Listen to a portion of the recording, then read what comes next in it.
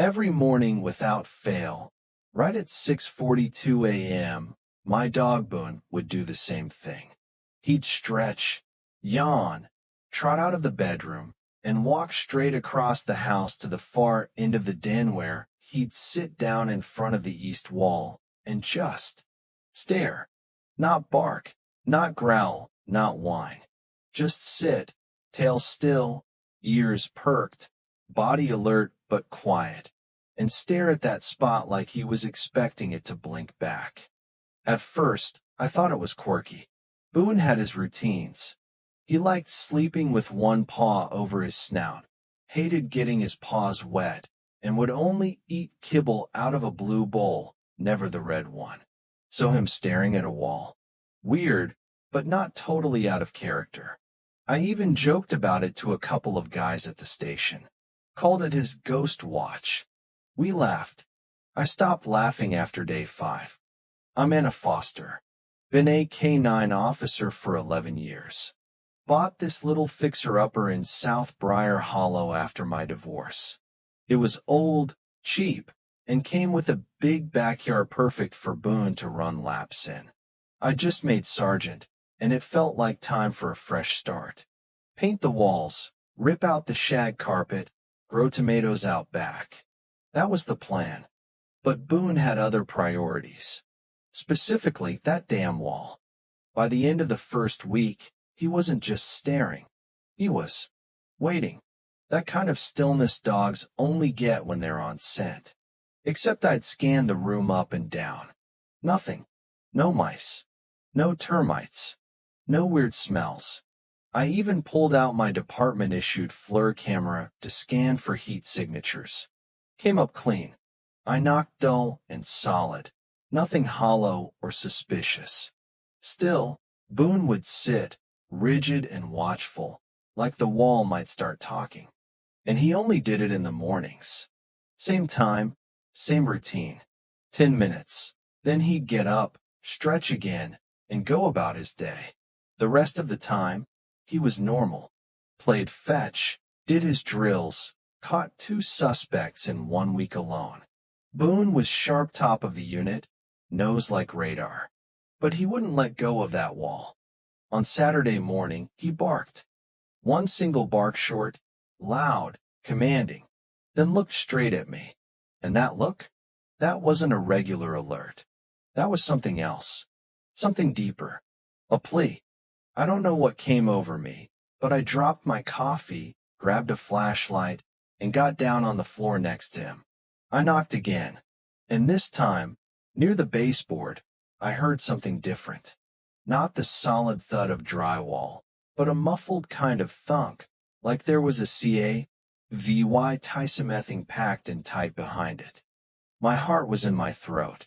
I marked the spot with painter's tape, sat back, and stared at it with Boone, who was now lying down, eyes locked forward.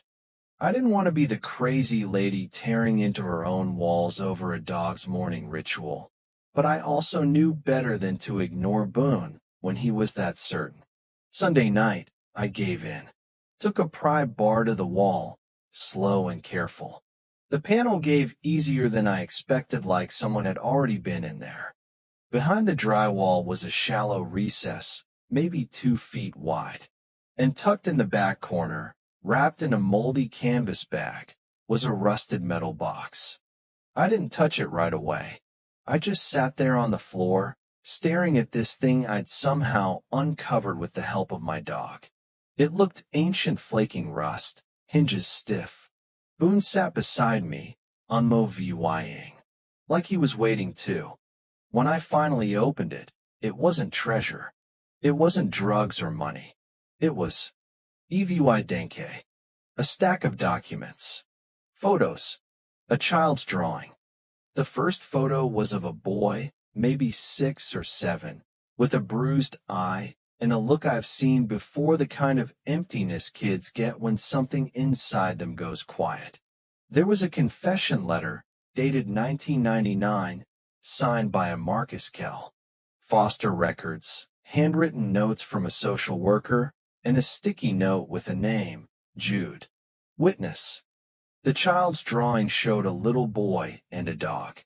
Stick figures, lopsided sun, one of those crayon sketches that makes you smile, except it made my stomach sink. The dog looked exactly like Boone. Golden streak on the paw and everything. And at the bottom, scrawled in block letters, it said, "Me and Gus." I didn't sleep that night. Just sat at the kitchen table, box open, Boone lying at my feet like always. But nothing about it felt routine. The next morning, I brought the box to Riley, our precinct's best detective, and, more importantly, someone who wouldn't laugh me out of the room. She didn't.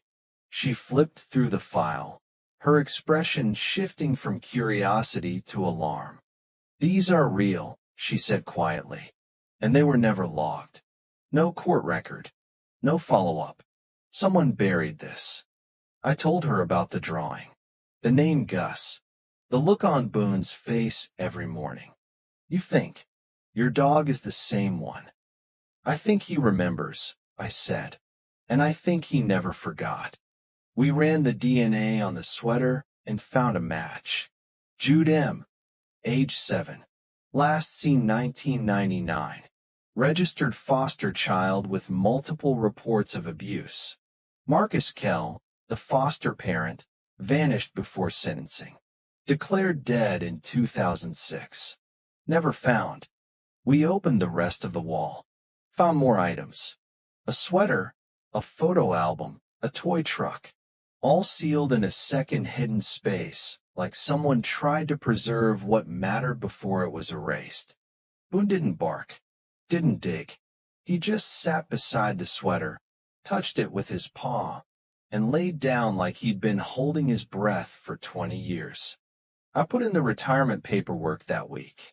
Boone had done his job. Hell, more than that. He carried someone's truth when the world tried to forget it. He waited long enough for someone to hear him. I brought him home for good. Gave him the couch. Let him sleep on my bed.